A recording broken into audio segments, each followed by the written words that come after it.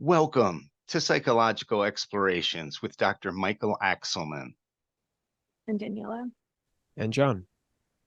Today we're going to be exploring Jerry Marzinsky and Sherry Sweeney's book, An Amazing Journey into the Psychotic Mind, Breaking the Spell of the Ivory Tower. And we'll look at a kind of an alternative explanation to psychotic symptoms, hallucinations, and explore this topic of psychotic individuals more closely today. We'll begin by looking at the more traditional perspective on psychosis. So hearing voices. Anybody who's ever worked in an inpatient unit, a psych hospital setting, has come across schizophrenics, schizoaffective disorder, bipolar with psychotic features, substance-induced psychotic symptoms. And what's reported so frequently is that they're hearing voices, okay, that they assume to be persons. Psychiatry refers to these voices as audio hallucinations. And the general perspective is that these are dismissed as meaningless and are just gibberish, just speaking gibberish. The hallucinations that psychiatry really focuses on, and if they're commanding to harm others, to harm self, psychiatry shows a tremendous interest in these hallucinations. And they're often referred to as command audio hallucinations. And frequently, the nurses are asking the patients on these units, are you suicidal? Are you having suicidal thoughts? Are you having thoughts to harm yourself, harm others? Are you homicidal? Is there anybody in particular you're homicidal towards? And these will get asked at least once a day, sometimes multiple times a day. And they tend to dismiss all audio hallucination except those directing the patient to self-harm or to harm others. So this is just a very interesting observation that certain voices are taken really seriously and other voices are not. They're just dismissed.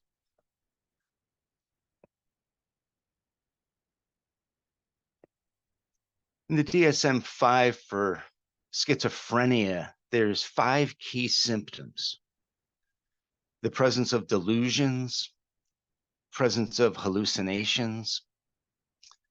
And these hallucinations can be audio, which is the most common. They can be visual.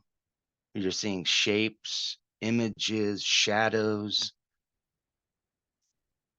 They can be tactile, where you're actually feeling pressure on your skin, and the presence of the person is felt in the tactile system. Most schizophrenics want to be left alone. There's frequently paranoia associated with the symptom. And you'll find schizophrenics doing things like not showering, starting to develop a strong odor. And they're very content with this, to keep other people at a distance. The schizophrenics have all kinds of strategies to be left alone. The presentation of disorganized speech, disorganized behavior, speech like kind of echolalia and all different types of speech patterns that come up that appear in ways that are kind of nonsensical, sometimes rhyming and clanging. And the disorganized behavior can be simple pacing to hardly any movement at all, where you see a very low energy level and a very low motivation to move or engage in any way. So this whole group of negative symptoms, not expressing any feeling or emotions, flat affect, a paucity of speech, these are the symptoms associated with schizophrenia. The antipsychotic drugs are the ones used to treat schizophrenia. Thorazine, which has been around for decades and decades, has been found to lessen audio hallucinations associated with schizophrenia. So quoting now from the book that we're featuring, something happens when the schizophrenic voices are hit with psychotropic drugs. It is as if these pharmaceuticals force the monster that drives this disorder into a chemical straitjacket. When the drug is discontinued and chemical restraint dissipates, monster reawakens. The voices retaliate with ruthless vengeance, not only at patients, but at doctors who prescribe these drugs. Evidence of high assault rate among prescribing physicians. In general, physicians attacked by patients is 16.2 assaults per 1,000. By contrast, assaults on psychiatrists are 65 assaults per 1,000, or 4 times higher. Remarkably, U.S. murders among healthcare workers reveals just over 30% were specialists who treated schizophrenia and related disorders. So we're seeing here how the homicidal ideations, the urges to harm others, is such a prominent feature. And the way the antipsychotic drugs, they really shut the whole system down. The antipsychotics create a very slow metabolism where almost everybody reports constipation and is on laxatives who's on these drugs. Very common to see weight gain and a loss of pleasure and engagement in the world. The flat affect continues to predominate. So one of the purposes of this book is to challenge the physical cause of schizophrenia and ask questions: where do thoughts come from? And what if the voices are not hallucinations, or not generated solely by the mind? Quoting again from the book, schizophrenics have been trying to tell us for centuries that these discarnate voices are controlling their thought stream, plotting against them, and triggering their violent and unpredictable behavior. Unlike hallucinations, which are random in nature, the voices communicate in complete and coherent sentences. After the voices attack, patients are always left energetically drained. So the pattern that's identified is that there's an increase in voices leading to energy depletion. A questionnaire is developed as part of the research. And it's just a simple questionnaire that asks, how much energy do you have before the voices came? And the common reports are in the 5 to 10 range. An average amount to a way more than average amount of energy. And the second part of the questionnaire is, how much energy did you have shortly after the voices left? And the common reports are in the 1 to 4 range. So the subjective report of the psychotic patient is that the voices create agitation that causes a negative energetic response, and there's an experience of depletion from this experience. Somehow these entities, these voices, are getting something out of this negative interaction with the patient. It seems to be goal driven in that way. And as such, it's linear and logical, right? You can find a linear line through the psychotic symptoms. Wilson Van Dusen, who wrote a book, The Presence of Other Worlds, worked for 6 years at Mendocino State Hospital, a psychiatric setting. And he published a book about his work there in the presence of other worlds in 1974, with chapter 6 entitled The Presence of Spirits in Madness. And Van Dusen conducts a careful study of both patient and patient voices.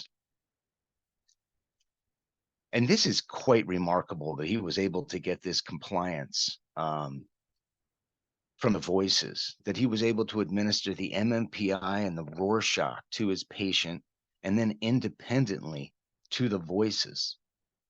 And the results showed the voices were much more psychotic than the patient. He reports if the voices could be gotten rid of by any means, all symptoms of paranoid schizophrenia would disappear with them. That it's the voices themselves creating this symptom constellation. One consistent finding was that patients felt that they had contact with other world or order of beings. Most thought these persons were living persons. All objected to the term hallucination. Really felt like a person. And if the voices were just the patient's unconscious coming forth, I would have no reason to suspect them to be either for or against religion. Yet the lower order can be counted on to give its most scurrilous comments to any suggestion of religion. So we have these voices, and it's remarkable what has been reported and observed in these settings. One inmate who was in a max security 25-year setting in Texas reported during his stay witnessing some inmates who are playing this role-playing game Dungeons and Dragons, and it going on for days and days, and it's becoming extremely intense where everybody's very identified with their characters. And one night, one of the people who were playing in the room comes like darting out of the room, and their clothes are ripped to shreds. They have scratch marks all over their body, and the person is just screaming at the top of their lungs. And nobody could see anybody else in the cell. And, he reported that the demon came out of the game and attacked him. And people witnessed the blood in the room and the blood on his body. So that's a very remarkable story. Others report the sexual experience or sexual encounters with demons. I just spoke to somebody this week in a correctional setting who's reporting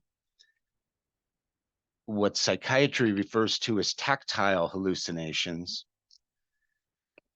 and what the patient reports is a person who they can't see stimulating their nipples and their buttocks. And it feels like it's a male person, and it feels like it's a homosexual intrusion to this person. and it's causing tremendous distress.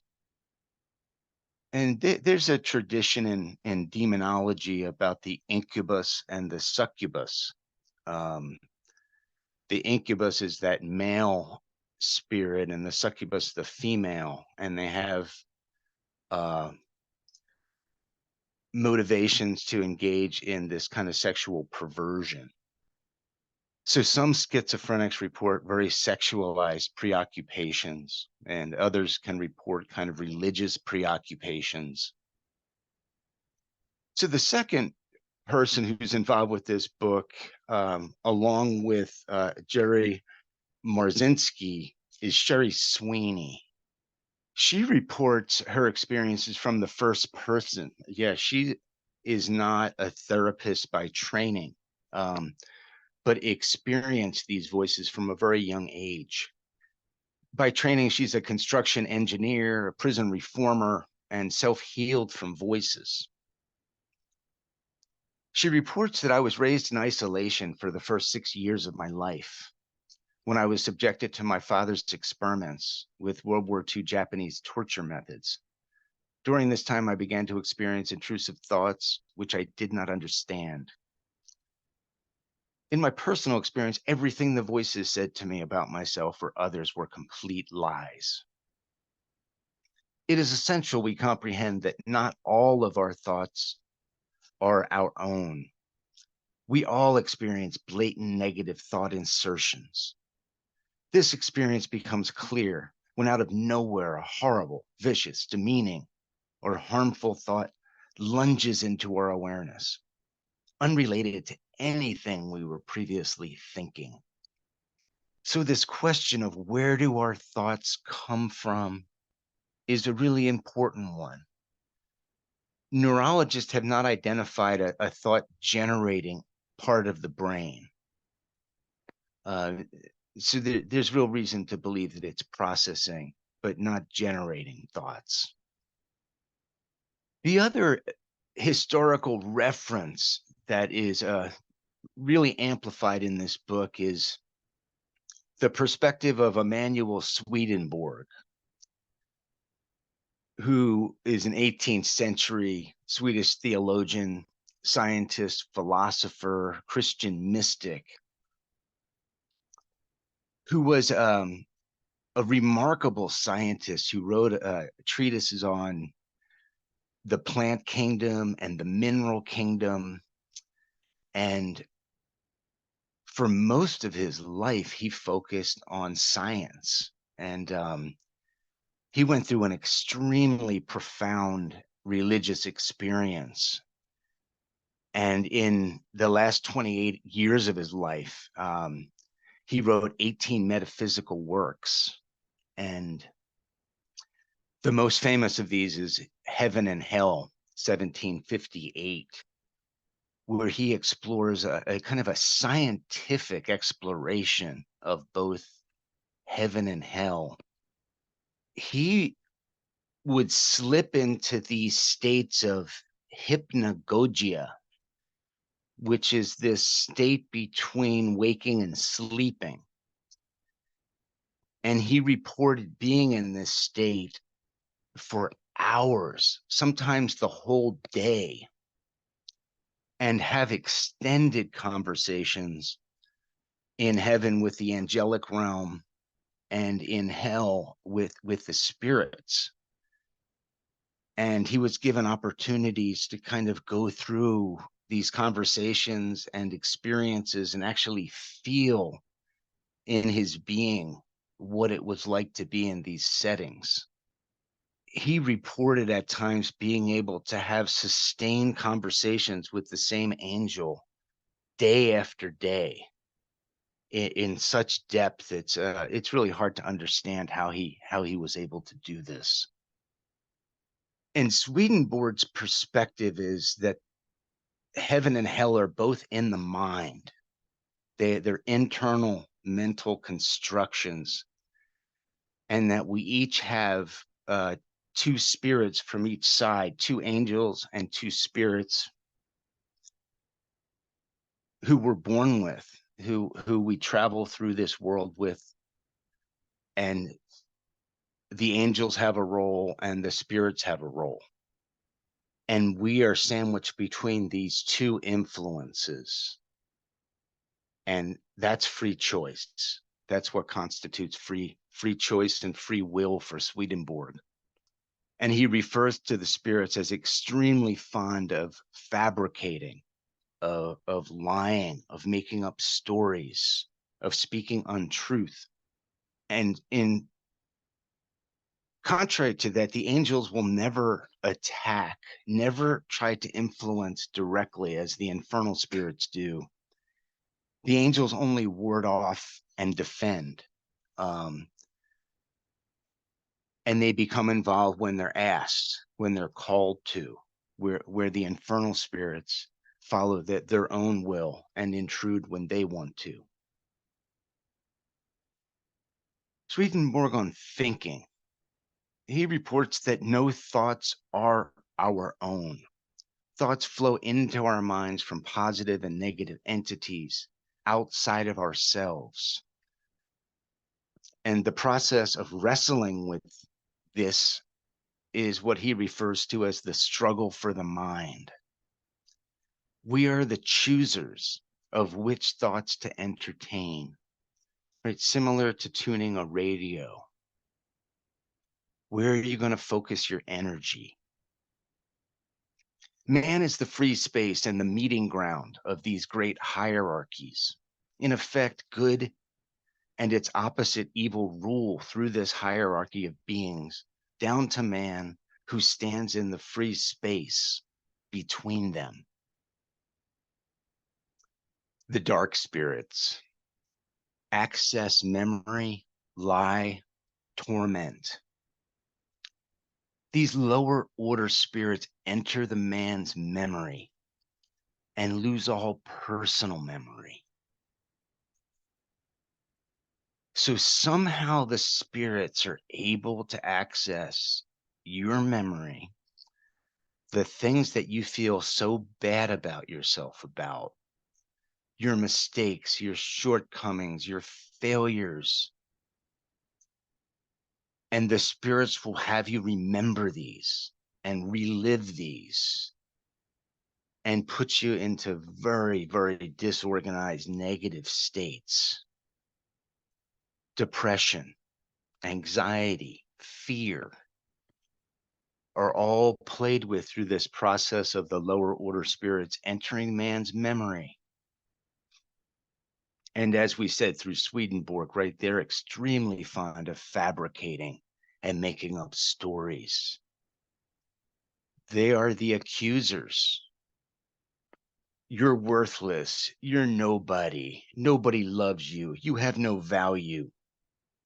And when you speak to schizophrenics about what the voices are telling them, they're always this ongoing negative commentary.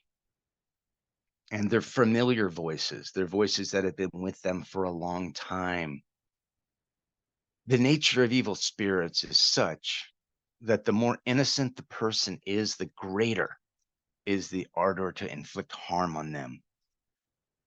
The moment they see them, they are on fire with a vicious passion to hurt. Yet destroying innocence is one of the things that they take incredible pleasure in. Destroying the good.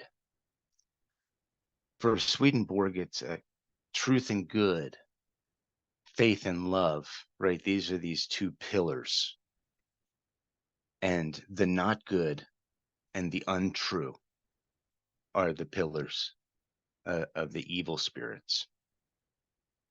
So voices as energetic parasites, as actually taking our energy. Gurdjieff, who we'll talk about in the future, he has this notion that this whole process is feeding the moon. That's the metaphor he uses, that the parasites are sucking our energy, and this is feeding moon. But to focus more here on particularly on the book, and I quote, they utilize negative events from the patient's memory against them. The predatory voices attack the patient's faults and emotional wounds, repeatedly tearing them open to generate as much negative emotional energy as possible. The stronger the voices were, the more they were able to inflame and drain the patient, and the weaker their victim became. It was common for them to urge the patient to attack me for interfering with their feasts. What became crystal clear was that the voices were draining and feeding off the patient's life energy once their emotional state had been turned negative. So when we think about those 5 symptoms of schizophrenia, we can see that some of them are focused on the disorganization and the negative mood and making a person feel badly. And then the negative symptoms, which characterize this state of energy depletion. So we can see that this process of first the voices engaging and then depleting is built into the diagnostic framework in the DSM. More on Swedenborg and free will. And I quote from Secrets of Heaven, "The Lord, working through angels, could lead us to good aims by his almighty power. But to do so would be to rob us of life. It is therefore an unbreakable law of God that we are to be free, and that the seeds of goodness and truth, or of neighborly love and faith, are to be planted in the soil of our freedom, never in the soil of coercion. What is accepted under pressure does not last. It vanishes." So free will is so fundamental. It's central to understanding life, and that we have choices moment to moment to define ourselves. They bring up in this book that there's a certain probability of recovery and it's related to how the patient interprets the voices. The general rule was to assume that every negative thought about themselves and others came from these parasitic entities. And 3 groups are identified. The first group concluded that the voices did not belong to them, and they viewed them as mysterious invaders. Not me. It's coming from the outside. And this is the group that has the most favorable outcomes, the ones that's able to disidentify from the voices. The second group suspected that the voices did not belong to them, but they had a hard time believing it. And their fears were very much inflamed when they were told that the voices were hallucinations, because they really did suspect that they were outside, but they still had doubts. The third group could not distinguish between their thoughts and the voices, and they were the least likely to recover. They believed the psychotic thoughts were theirs, and consequently more likely on acting on them at any moment, because they really did think they were them. In closing, we're going to review some of the patient recovery techniques, okay, that were utilized with great success. The first being just what we're talking about here: distinguish thoughts from those inserted by the voices. Help the person more and more disidentify from the voices as not me. Assume that every negative thought about themselves and others came from these entities. So these are ideas about feeling depressed, worthless, valueless, having no motivation, having no interest. The list just goes on. Sherry Swiney, before meeting Jerry Marzinsky, came up with That's a Lie program. And this was how she self-healed. Every time the voices inserted a negative thought about me, I responded with, "That's a lie," and immediately rejected it. I discovered that the voices were coming from outside of mind, and they had a purpose. Confronting them as liars and disregarding them worked every time. And Jerry Marzinsky, who worked in an inpatient psychiatric setting, developed a more expansive program. And we'll go into some of his techniques, but he very much incorporated the very similar That's a Lie program, working with the voices. Patient recovery techniques: avoid the obviously negative, defy the voices, and strive towards positive are the general themes of the recovery program. And this involves avoiding negative people, books, magazines, violent video games, murder TV shows, all negative, violent content, which the voices are seeking. They're seeking you to get into that state of disequilibrium. Avoid drugs, especially the methamphetamines. It's remarkable. Almost all of the meth users who get admitted report voices.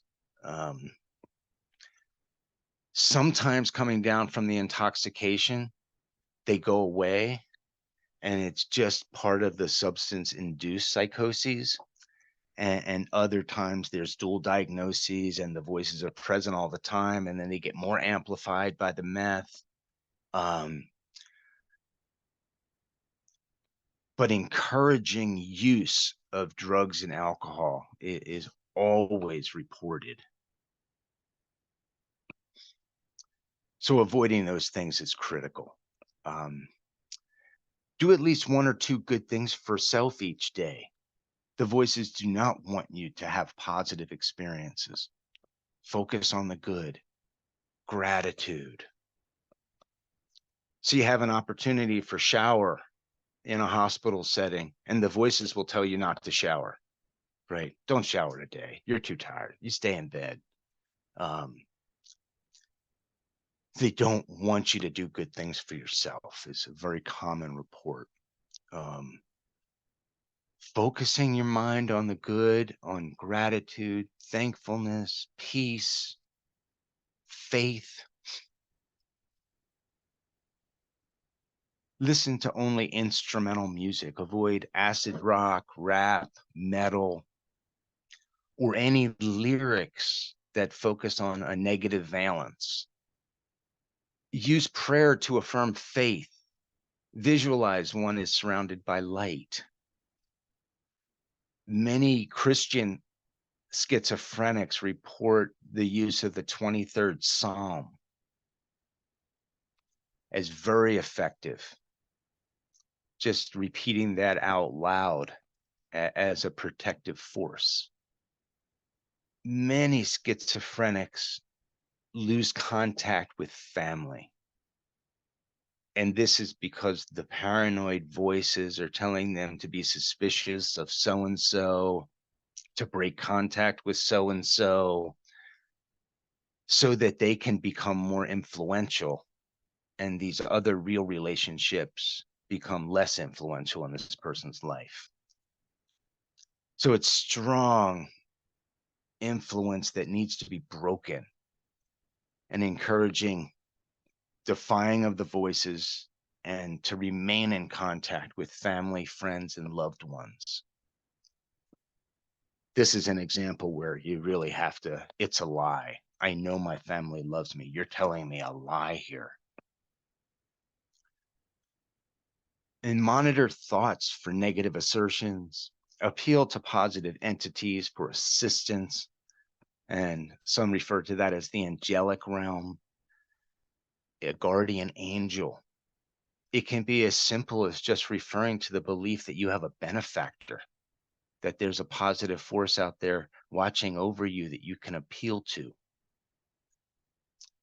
Learning how to self-direct in a positive direction by setting and achieving goals. goals for showering, goals for working out, goals to go to the library, things that are improving of the self and defying of the voices. Thank you for joining us today in our presentation of Jerry Marzinsky and Sherry Sweeney's book, An Amazing Journey into the Psychotic Mind, Breaking the Spell of the Ivory Tower. Please join us for the second part where we discuss this piece. Thank you. Welcome to part 2, our discussion of An Amazing Journey into the Psychotic Mind, Breaking the Spell of the Ivory Tower by Jerry Marzinsky and Sherry Sweeney. Daniela and John, welcome. Thank you. I'm interested in your perspectives and your thoughts after reading this book. It's very interesting. I think as I was also listening to your presentation, one thing that came to mind that I wanted to just hear from both of you and just a general conversation around the consumption of true crime. I think especially with women, true crime podcasts, true crime television. There's that ID network that just 24/7 is just true crime based. Mm-hmm. I'm just curious about, what you both think about that. And, I know a lot of people have speculated on why women really particularly like watching that stuff, but I'm curious what both of you What are some of the reasons that come up that you hear? So some of the reasons that have come up that I've heard is it's a way to feel empowered around like trauma. So it's kind of the same reason some of the analysis that I've heard around watching horror films is like you get close enough to the scary thing, but it's not happening to you. And so you feel like a bit empowered, thing. And I don't know about this one in particular, but it's just like what do they call it? How like people will talk about like how people like kind of like these trauma narratives, and it's like the same with these true crime narratives. Yes. So those are just some of the things that I've heard and whatnot, but I don't know, John, if you've heard any sort of speculation, or Michael, if you've heard any thoughts on why particularly women, I think, consume a lot of this true crime podcast. And it's a very, I think, a place where a lot of women like to spend time, listening to true crime podcasts and watching true crime television. And you think it's more leads to kind of a sense of kind of mastery over that fear? I don't know if that's, I think so. I think in some cases, I think there's also a sensational quality of getting, close to the danger. It's like kind of worked in prisons, like the women who have those issues and end up like marrying these serial killers or these really awful human beings. Yes. I don't know how to say awful, but these really scary people. So there might be some of that too. Yeah, sometimes it seems to be that you can make sense of it in kind of a rational way. And other times it just seems like there's nothing rational about this.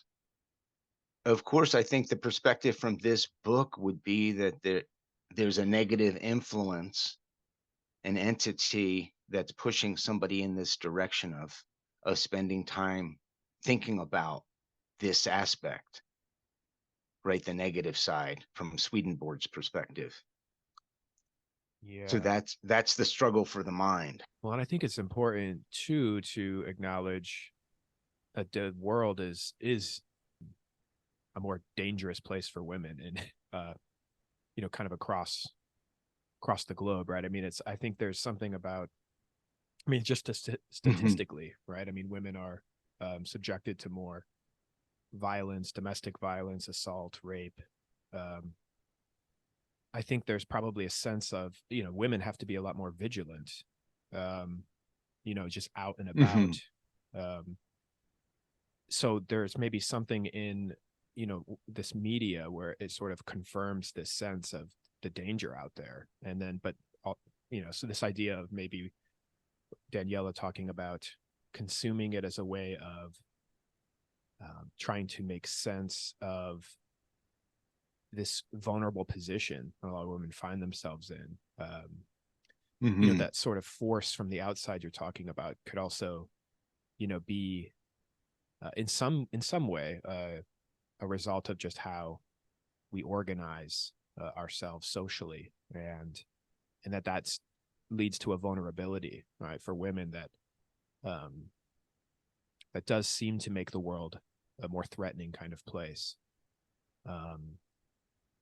And that vulnerability perhaps is where, you know, if we were to follow this, you know, the book kind of in its logic or thinking, right, is that vulnerability makes women more susceptible then to that kind of darker energy, in the sense that you have to be vigilant, right, for the danger that's out there, and then you know, maybe there is some degree of you know, consuming the media as a way of vicariously you know, experiencing it in a way that feels like Danielle said, maybe safer, but nevertheless leads to this sort of fixation maybe on it that can also be a little bit, in some cases, maybe troubling, but because it maybe does lead you to then look at your neighbors differently, you know. So if you are kind of, you know, watching this kind of stuff a lot, right? I mean, you could be just kind of in the parking lot of your grocery store and see somebody kind of maybe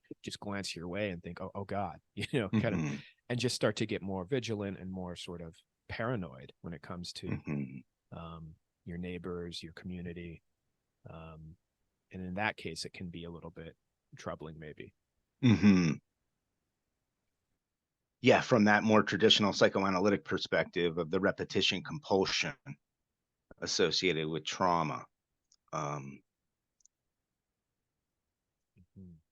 that there is a draw to it because it carries that possibility of a correction, but each time it's repeated, the correction doesn't happen, right? And like you said, it potentially really reinforces somebody's experiences of in the world with other people. And that paranoia becomes more of a way of life. And here we're talking about kind of paranoia with neurotics, right? Not the paranoia with psychotics. Right. Yeah. That's an important distinction for sure. Yeah. So what is that kind of subacute influence? I know we've all had thoughts, right? Where you're on a bridge and some thought comes into you to jump or whatever, you know, just having wicked thoughts of kind of doing violence or somebody, engaging in aggression. All of us have been through those experiences. Like, where do these thoughts come from? A good question. Yeah, I mean, I really think it's a question that needs to be really thought through. And like, you know, why is it that certain thoughts are incoherent and thought as irrelevant and other thoughts are taken as really meaningful, from the same patient, right? Right. And you know, Michael, I've never worked with psychotic patients. I mean, the only way I've ever been even close to someone with psychosis is like out walking around downtown San Jose or things like that. So I have no idea what it's like to be with someone who has a more psychotic sort of experience. Do you think you could share a little bit? Because I know that you have been around folks like this. Oh yeah, I mean, the voices are, you know, a feature that comes up in almost every single case that you work with, to some degree. The tactile hallucinations are much more rare, and the visual hallucinations are rare too. It's really more the voices is the primary report.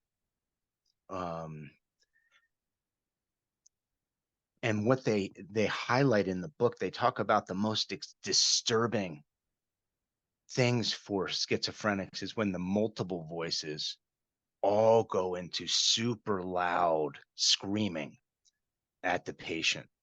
And it creates this internal experience where they just cover their ears and they start rocking.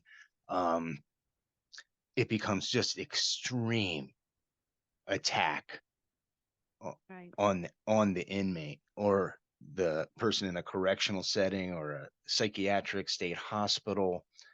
And they shut down and they go into the rocking, or they go into, violent aggression, banging their feet, banging their head against the wall. I mean, certain things can become so extreme, right? Where somebody might have to be put in a padded cell because the voices to direct them to self-harm are nonstop. Issuing clothing, when these inmates or patients are in acute states, right? They're just wearing a safety smock in a cell with nothing else, right? This room is just very sparse. And the fear that they would rip the sheets and make nooses and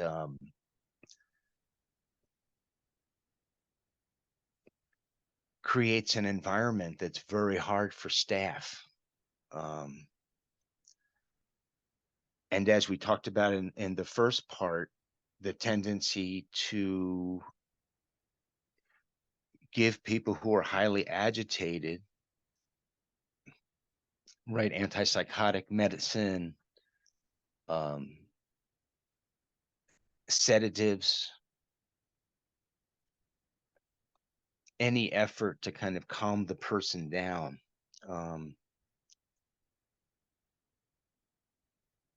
And it's really a time factor. Nothing really works until the meds kick in. And that's the primary way to address these issues. You can't believe the side effects of these medications. The weight gain, the metabolic syndrome, heart problems, liver problems, kidney problems, blood problems.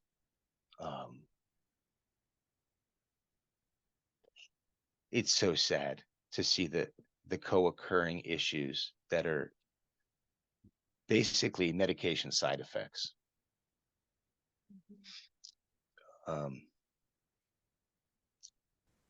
Yeah, it just must be so terrifying for somebody, to have psychosis.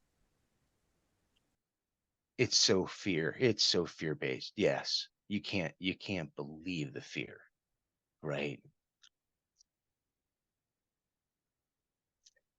And the idea of knowing this is true for them, that they're being inflicted by these entities, and have the nursing staff and the mental health staff dismiss all of that as not important.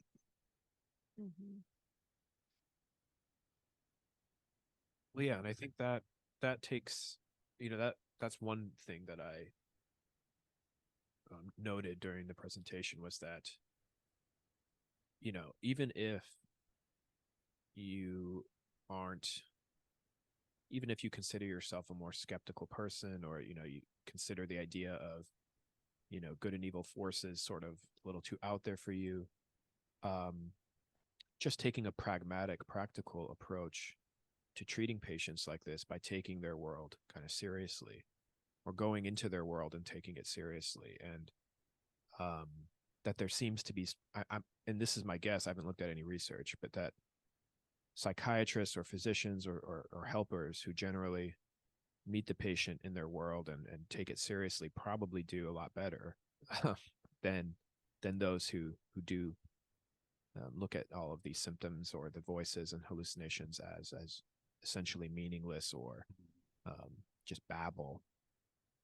And that, we're all trained in, a lot of these counseling programs to meet our patients where they're at, to kind of go into their world and take it seriously. And, that's no less true with, a psychotic person, right? I mean, I think you'd want to take the same approach. And I'm struck by the audio hallucinations being most prominent, when we consider the importance of language in constructing meaning in our world, and that it's through the audio hallucinations, right? That language is, it's in the context of a voice, right? Speaking words, right? That Yes. a narrative is constructed, right? A story is being told. And what I like about Sweeney's approach is that it's taking that seriously and then offering an alternative, narrative, right? Taking the hallucinations seriously, and then with the patient constructing a narrative that works for them, right? That's going to move them in the direction of the life that they'd want to have, right? Which is to be closer to their family, to recognize a lot of these things as untruths or lies, that we're co-constructing a new narrative with them. And that's kind of the power of language and words. So, using the voices, right? It's kind of like we use them, right? To help heal. Yes, exactly. Yeah. Exactly. And to bring in other voices that are positive and more favorable. And most neurotics that we talk to have voices in their head, right? They're not command hallucinations, but all of us have different voices, right? It might just be, I want that second piece of cake tonight. And then another voice comes up and says, hey, wait a minute, here, one's enough. Right? I mean, it's just, we have those experiences, right? But we don't have saying like, no, it's not enough. Come on, one more piece of cake, one more cake. What and just that, the pressure, right, of that voice kind of amping up and kind of leading us into states of distress. This is a bit of a clinical question. I remember a few years ago, I attended a virtual, like it was I can't remember exactly what it was, but I know it was like an anniversary type Winnicottian event that was held in the UK, I believe. And this analyst presented on a young boy that he worked with who had psychotic features. And it was a really interesting case. And, a lot of what we're talking about today, he really, I think, would align with, but he would just talk about it in more analytical terms. One of the things that he talked about in the discussion with one of the people who was watching, someone in the audience, was around how when you work with psychotic patients, you never go into the transference with them because it makes them more paranoid. And I'm curious about that, Michael, if you have seen that or agree with that, or what you think about that. And it was just something of interest. He just talked a little bit about it, and I thought it was kind of interesting, and just came back to me as we're talking about this. Yeah, that was the way he approached it. He said, you don't go into the transference with psychotic patients. And it sounds like that's not what Marzinsky or Swiney are saying either. I don't think they're coming out and saying it, but right, they're not going to that place. No. I think that's right. I think because of the paranoia that can be elicited, right? You're always up against that piece. These voices can be really pissed off, right? And then become reactive. That's so what one's really aware of that. Yeah, it's really being aware of that. Yeah, they seem to be entities that have agendas, right? Goal driven. That's the remarkable thing. If it was just coming from the unconscious, it wouldn't be understood as so linear. That's the profound part, is that everybody is experiencing these voices with an agenda. And day after day, it's the same voice, and it sounds the same, and it says the same thing. And you said, John, the vocabulary, right, that's utilized is similar, right? Another another feature that really stood out to me too, and is, again, if you even if some of the conceptualization of this seems, out there for some people, it's really congruent with a lot of what we know about, the idea of what you pay attention to grow stronger, right? The things that you practice, the things that you do, grow stronger, right? So if we pay attention to, this is kind of right out of positive psychology, right? Kind of the idea that, keeping a gratitude journal every day builds gratitude, Mhm. right?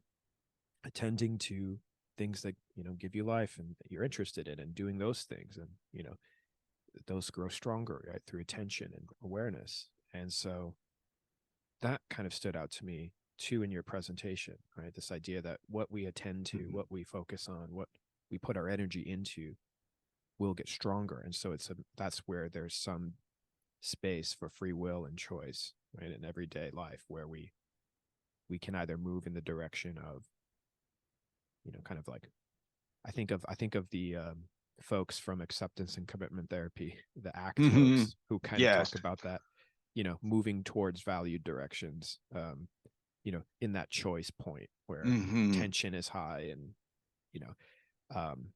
you're really uncomfortable, and you try to sit with it, but nevertheless move in the direction that feels good, feels right, in terms of values. So it's kind of like, we want to take seriously, what's going on, in psychotic patients, because Mhm. that's what the experience is powerful, right? And Mhm. but we want to think about, well, what are we putting our energy and effort into, and I think that kind of is a segue into, I know we were talking about Gurdjieff and kind of moving towards positive psychology. It's kind of a bridge maybe to that. Yes. I mean, the idea that if we're not thinking in a positive way, we're thinking in a negative way. And these are really the two places that we can be. And we got to take that battle of the mind seriously. Yeah, the maintenance of good habits, Mhm. of right thinking, of right responding. Right. I It struggle with really, that. it really reinforces, yeah, just as you're saying, John, that kind of more positive lifestyle, and it's very self-reinforcing, right? Michael, I was just thinking a little bit about, how John started that question around, like, this might be a little bit out there for some folks. And that my question was, do you know how Marzinsky was received by his peers when he published this book? Oh, I think it's still very much on the fringe. I see. Um, this treatment, right, of this population is so controlled by psychopharmacology, and there's such an interest in continuing schizophrenics as lifelong consumers that there is no room for really alternative conversations. And I hope this is the beginning of one. Yeah, since 2020, when this book came out, there's only been discussion of this book on kind of internet channels, right? And people who have podcasts and are interested in this topic. But I've never seen it discussed in any formal American Psychiatric Association presentations, um, or written about in the journals associated with, psychiatry. Yeah, I tried to search for it, through my university library, and I couldn't find it, and I couldn't find it through like an interlibrary loan either. It was just sort of not available. That does say a lot, doesn't it? It About does. Yeah, and 2020 is not, now it's a few years ago. So the book's been published. So it should be, Mhm. available. But yeah, so I just to kind of underscore your point there. He's a very compelling speaker. I've heard him talk on a few podcasts, and he's a really interesting man. I agree. Yeah, Yeah. what's great about his perspective is it's all experiential. I mean, Right. he really built this book on his own experience, and he found other people who shared that experience. Van Dusen and Sherry Sweeney, and then they all kind of found this contact with Swedenborg.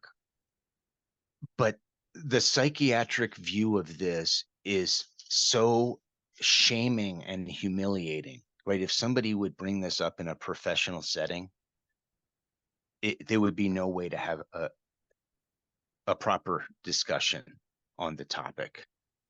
It would be so triggering and create shaming. How could you think of such a thing? Right. He'd be labeled a kook. Oh my gosh, yes. Yeah, and it seems like his approach to from the podcasts that I'm listening to and the videos that I've watched of his is he takes a real humanistic, empathic approach to the patients he's worked with. Very much so. Oh yeah, I think he really built trust. Right. And it's rare in these settings. People who are chronic, lifelong psychiatric inpatients who are going to live out their life there. Some of the inmates he worked with, right, were what they call MDO, mentally, disabled offenders, right, where they end up never going out into society, right, even when their term ends. I think I So have. he was building relationships with some very challenging patients. Yeah. Right. And I think this is like my last question, at least, Michael, and it'd be one that I'd ask to Jerry too, is how do you like you also work with patients like this too, and in your setting as well. How do you just leave it? Because I was sort of before we got on this call, I was telling you about a scary movie I watched and how I was so scared that night that I couldn't really sleep. And so I'm thinking about being in the presence of some folks who have these Mhm. negative entities and whatnot, and like how you just like leave that and go home Mhm. and just live your life outside of that. Yes, I mean that's just it's a critical part of personal and professional development to be able to join with somebody in the moment and then to put a boundary on that experience at the end of it and kind of hold it without being impacted by it. Um, it's hard to do, and we're often impacted, even when we try our best not to be, as you're saying. And it helps us as therapists to be able to distinguish the me from not me, Mm-hmm. right? And this is not me, right? In the transference, somebody can project, right, these fears and anxieties into you, Yes. and it can load the transference, and you can feel very unsettled. Yes, I called you about a situation like that 2 weeks ago because I needed some Mhm. help with a client that I was working with. That's hard. It felt, you know, that was a really challenging case for me. Yes. Oh, I think so. I mean, I remember how hard it was, and the way you feel like whatever you do, your hands are tied and you can't find the right thing. Yeah. Do you need to do more? Do you need to do less? Yes, and I think the piece that was really unsettling about that case too was the aggression that was being directed my way. That was really challenging to, Yes. to do, Yes. and it kind of it scared me a little bit. Mhm. I felt intimidated. Yep. Well, you can't do therapy with somebody when you're afraid of them. It's just not possible. So then that becomes the personal work, is to kind of process that projection that's being thrown at you, right? Right. and to maintain that objectivity of the person in crisis. Yeah, there was a time when I wanted to work in the prisons, and then I visited a few and did a little tiny bit of work in them, and I decided that that wouldn't be the right fit for me. I can see why. Yeah. Yeah, it's one of the hardest places to do psychological work because of there's just so many antisocial personality disordered people Yes. who are out to manipulate you and confuse you and take advantage of you. So even these schizophrenics, a lot of them will have co-occurring antisocial personality disorders, due to whatever these voices are telling them to do, right? The command hallucinations. So yes, in closing, you're bringing up such a good point of this is ripe for burnout. People who are doing inpatient work, and especially people inpatient in correctional settings, Mhm. it's a very high rate of burnout. Yeah. How to kind of refresh and restore yourself day to day and to meet each patient, with a fresh, fair start. Um, Very difficult. Yeah. The burnout is high. Right. John, any last thoughts? No, yeah, I think that is a good place to end. It does Mhm. seem like the people I've talked to consider a lot of these settings to be among the most challenging and places where they've decided they just can't be, like kind of like you were saying, because it's a tremendous amount of strain. Mhm. The psychological strain is high under the best of circumstances, but then Yes. here it's wow, quite powerful. So yeah, very interesting presentation and a lot to think about. Thank you, Daniela. Thank you, John, for a very rich discussion. As we conclude psychological explorations for this week, thank you for joining us and look forward to connecting with you in future podcasts.